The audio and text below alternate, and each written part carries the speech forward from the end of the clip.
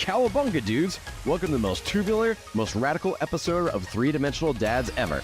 This is the newest episode in our series Dads on Screen, and we're kicking it with the Teenage Mutant Ninja Turtles. We're going to chat about the themes of fatherhood that have run throughout the past 30 years of our favorite heroes in a half shell. So grab your ninja stars, nunchucks, and a fresh slice of pizza. It's time for another bodacious episode of Three-Dimensional Dads. Three friends, all geeks, exploring every dimension of being a dad. I'm Jay. I'm Derek. And I'm Ian. Dude, we totally need some pizza. Totally, bro. Turtles, dude. Man, it's weird. You think about Teenage Mutant Ninja Turtles, that's one of those things, I never thought it would make it this far. I didn't know it would have the lasting power it does, but it does. I know, it has, right?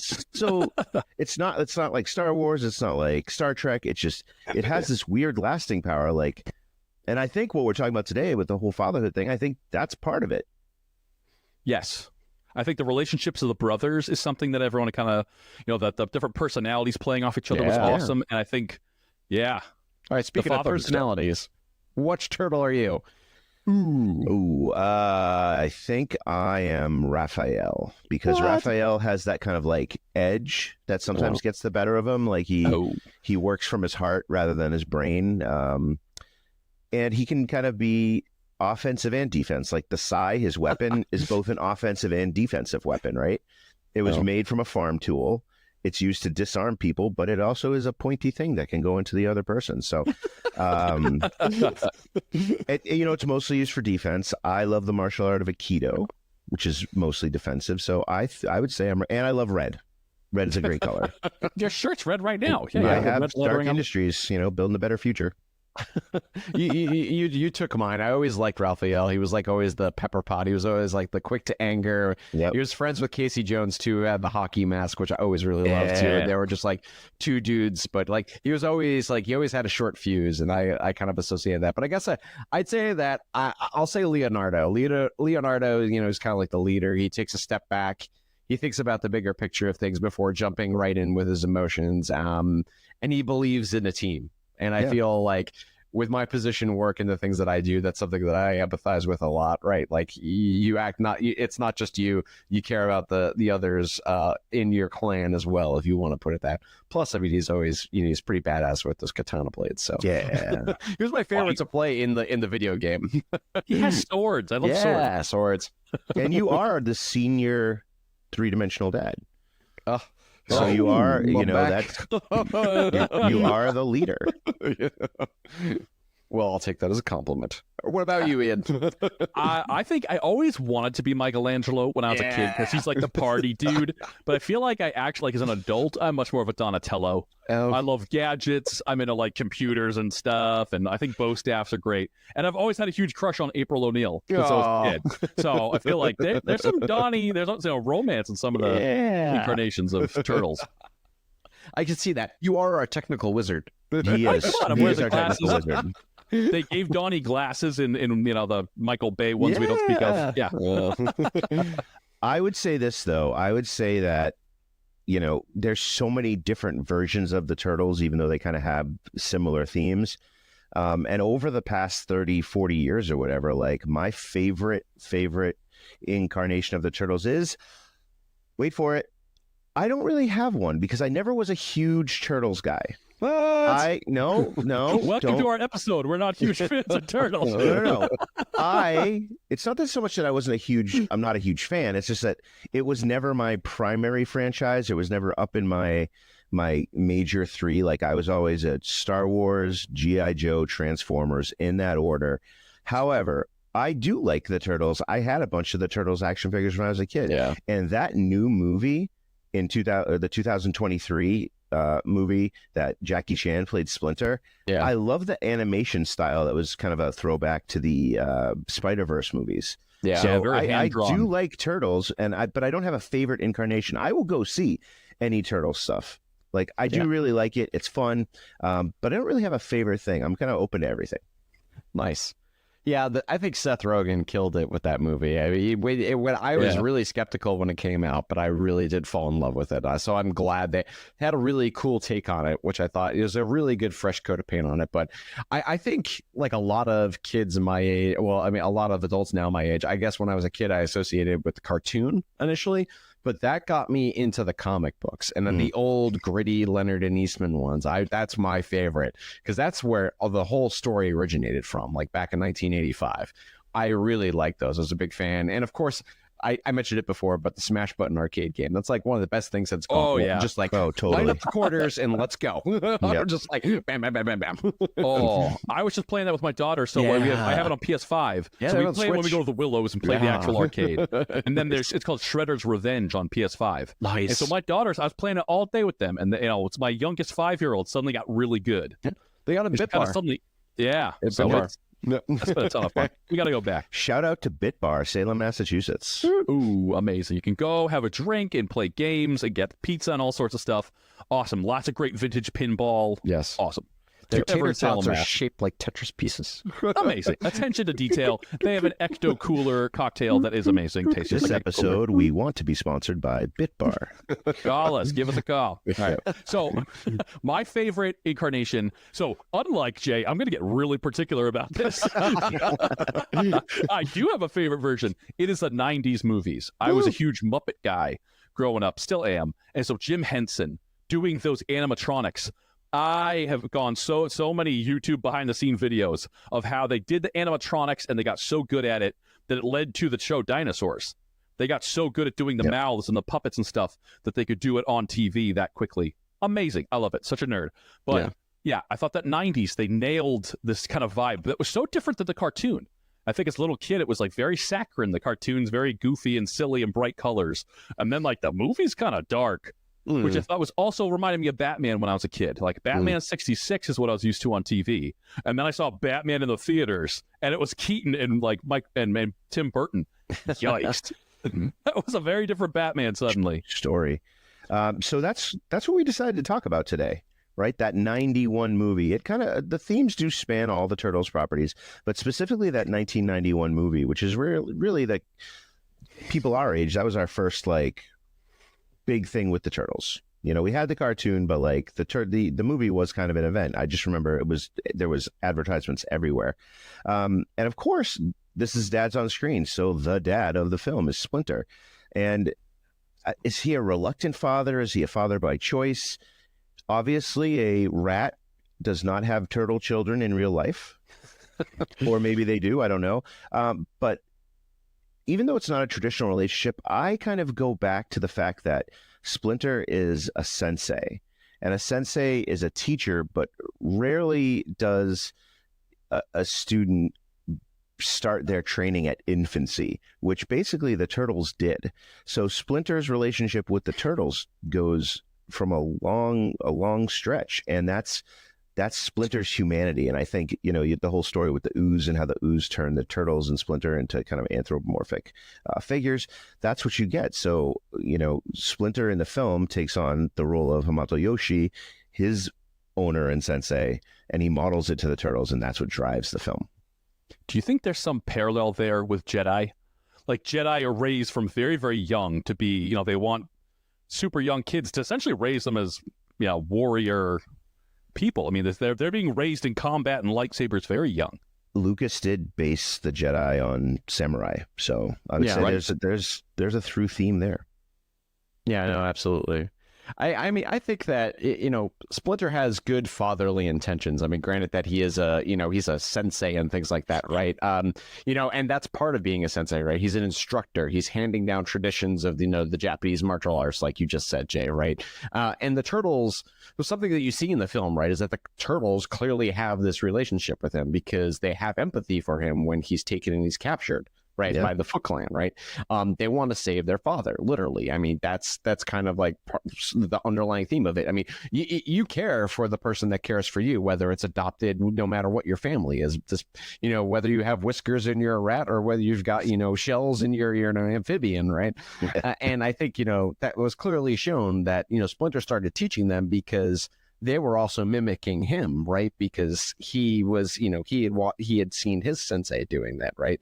And something I want to touch upon in the new movie, Mutant Mayhem, right, is that Splinter is the typical father, right? He actually literally has teenagers, and he's trying to be overprotective of them. He doesn't want them staying out late. He just wants them to go get the groceries and come back. He doesn't want them talking to humans, and eventually has to learn how to let go and let them out of their shell. But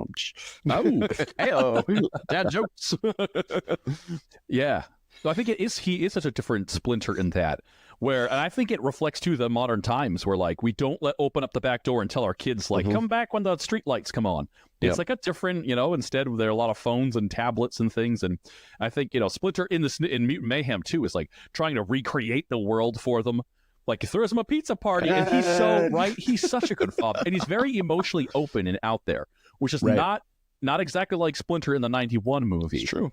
Yeah. So, still he is very much a sensei to them, but there is some good fathering stuff with Splinter in the 91 movie, the live action one. Mm-hmm. And so I think there's not a ton to do with kids. Like if I had 4 boys, I could not imagine the roughhousing and the amount of energy they have. And so I think Splinter being able to take that and like turn it into something more disciplined. My daughter does Taekwondo, and like even just standing in a spot and not squirming all over for a minute, she has learned so much self-control. I saw her at like different ages. So yeah, I bet the turtles needed that a lot, being stuck inside a sewer. So, but I wondered too about he's very cryptic with them. And so unlike the new Splinter that we get in Mutant Mayhem, the one in the 90s still is kind of cryptic. Yeah. Still is that, do the turtles feel loved? Is there that like fatherly side that's not training all the time? So yeah. And then something I thought was interesting too about Splinter is that he fathers all of the turtles differently. Mm-hmm. And so he treats them all very differently. And like with Raph in particular, where you see Raph has these anger issues. Yep. And like I could relate to that. I mean, I feel like when they're these teenagers, like when I was a teenager, suddenly you have these emotions that are just bigger than what you've ever felt. And as a teenager, things are dramatic and they're over the top. Oh, yeah. And I think seeing how Splinter deals with just Raph on his own and trying to get him to find strength in his brothers and in the family, that's awesome. And I think like when Raph goes off on his own is when like the Foot Clan gets in and it all gets crazy. But I like that I think at the end of the movie is all of them working together. It's Splinter's teachings that like you're not going to beat the Shredder by yourself. Yeah, it's only when they all come together, which they attack one by one. Also, that rooftop scene with Shredder at the end, they're all like, "Great, I'll take my turn." I'm like, "No, everyone go at him all at once, and you can just kill this guy." It's funny you mentioned that. There's a parenting thing there, a broader parenting thing about you love your kids all the same, but you don't necessarily parent your kids all the same because every one of your kids has different needs. Absolutely. Right? They have they have on one hand, they have very similar needs: food, shelter, clothes, etc. And then every kid's a different individual, so they all need to be parented in different ways. And I think, you're absolutely right. Like he puts a lot of pressure on Leonardo as a leader, right? He fosters Donatello's, intellect. He's slow with Raph because of to Raph's emotions. I think that's a great point. I think it's also worth mentioning if we're talking 91, Danny, is that there's this boy who like has this relationship with his father. He gets involved with the Foot Clan. And I think that there's a lot there where Splinter's talking to him about his father, saying like all fathers care for their sons. Mm-hmm. So I feel like, we're getting some fatherly wisdom too. He's giving it out even when he's chained to a wall. That's terrifying when I was a kid. Yeah. Oh, yeah. And, Splinter reminds him, right, that, of course, that his father loves him. Like, even when he doesn't think that, right? He thinks he's this overbearing guy that it just truly that what he's doing is looking out for him and doing the best he can. Because, we should be trying to meet our kids where they are, right? But it's hard. We all feel the pressures of everyday life and we're trying to do the best that we can. But also, there's a thing where, like, you have to parent them in the house and try and raise them, but preparing them for going out on their own. It's very true. It's like, I think seeing how Danny handles himself out there shows that he had good parenting at home. He sees what's wrong with these things. And like, that's scary with your kids, trying to prepare them for when you're out there, they're making the decisions then. Yes. You can't tell them what to do. They have to be, No longer training. You're out there using your ninja skills. Yeah, right. And it gives you a very interesting juxtaposition to, in that particular film, Shredder, right? Because if we want to kind of switch gears here, Shredder himself is a type of father figure because he's collecting all these wayward boys. He's like an evil Japanese samurai Peter Pan, right? He's collecting these lost boys, and it's right. Yes, I always thought that. Boom. I thought that. Yeah, he collects all these boys, and he's like, "I'm your father now. I'm your family." But it's a perversion of what fatherhood should be. Instead of teaching these kids right and how to be just and really the lessons of martial arts, right? Which is to only use your fighting for defense, to be a good person, to have inner strength. He's teaching them to be violent criminals. And it's a touch upon what Ian, you were saying before too, and this is just something that occurred to me. That if you look at the Jedi and you look at the Sith, what did the Sith do? They manipulate by fear, being authoritative, and Shredder like embodies that, right? Oh, yeah. He's the authoritative parent, right? He is playing upon that your parents don't love you, and I am the one that can control you. I am the one that could fill that void for you. And by following my teachings, right, that you will have what you're seeking, right, and it's all in all of this surface stuff that he provides to them, right. And he demands unconditional obedience. Yes. And that's not what a true sensei does. Yes. You have discipline or father. You do not have unconditional obedience with a sensei. A sensei is your teacher. Right. The relationship's not punitive. It's not pejorative. Unlike Splinter, Shredder really, his motivations are selfish and self-serving. And it's a huge issue, not just with organized crime, but for all these boys who are now away from home, and it's almost like a virus. It's the spread of criminality, and Shredder's really fostering that. It's the opposite of Splinter. It's a very interesting mirrored thing. Right. And I think as an adult, I read that so differently now too. As a kid, I was like, he's just the bad guy. But like as an adult, I guess seeing things on cults or on like what the power of personality, what some person that's charismatic can talk people into and can make seem like a good idea. Very true. And I think too, being more of an adult, that kind of crime family mentality thing, that some of that, like, we're family and family takes care, it's like that can be twisted to do really bad stuff. So something else I thought's interesting in the 91 with Shredder is that I think his talk doesn't work on Danny. No. Is that I think since Danny has a strong father, he's looking at that and doubting as he's seeing that. He's kind of like with the audience eyes. We're seeing this speech and being like, he looks like Darth Vader. Come on. Shredder's up there and he's wearing like the Darth Vader helmet and the cape, and he's like, I am your father. He says it. Literally. Like, Literally. Right. So as a kid, I was like, oh my God, you're ripping off Darth Vader. But I don't think that works on Danny. I think, we had this, like, he has a strong father at home. And so some of this stuff prepared him for the world. And I thought that was awesome. Yeah. Way to go, Dad. Yeah. And I also thought the through line of anger in all this too is that you see how Shredder handles anger and how Tensu handles anger. That's kind of his, second in command. Is that then he like straight up gets angry and starts trashing a place, lashing out, and he like kicks a student. And I'm pretty sure in the original cut, he killed that kid. There's a kid that Tensu like goes at, and he's on the ground and he's not breathing. And they did this really bad ADR, and ADR is like automated dialogue replacement off screen, because the kids were like, did he kill that kid? And it's like, oh, I think he's fine. He'll be all right. It's like, oh, like on the airplane when they censor stuff. Right? Yeah. Someone is just facing away from the camera saying that. No, Monty Python, the Holy Grail. I'm not quite dead yet. You don't quite. You'll be stone dead in a moment. I feel happy. So, to really sum up everything, like, there is this in the 91 film, this mirror image of fatherhood, both good and bad. But there's also other family themes that we could look at. Being brothers, Ian, you said if you had 4 boys, you'd have to invest in drywall and spackle a lot. But brotherhood, there's kind of a motherly thing with April, right? Like, I know Donatello has this weird crush on April, but in reality, she's kind of a motherly or even a big sisterly figure for the Turtles, right? Looks out for them, that kind of thing. So really, Teenage Mutant Ninja Turtles, as Vin Diesel would say, it's about family. It's a terrible Vin Diesel impression. I don't know how to do a Vin Diesel impression, but I think when you make franchises about that, they last longer. Yes. There's got to be something to these turtles that are not just the fact that they're ninjas. I think the characters and some of these themes that they hit resonate with people, and then you want to share this stuff. And that is why we are on Fast and the Furious 17. And now for today's turtle tip.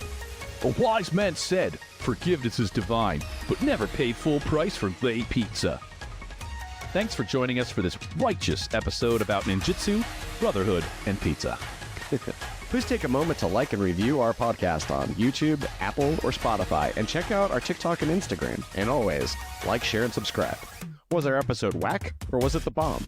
Send us an email at 3dimensionaldads@gmail.com. On the next episode of 3-Dimensional Dads, we tackle what may be the greatest challenge in the history of humanity: communicating with your spouse. Here's a special preview. When your partner said everything is fine, it's never fine. But it will be okay. We'll explain how on the next 3-Dimensional Dads. Discovering fatherhood and beyond. Go ninja, go ninja, go ninja, go.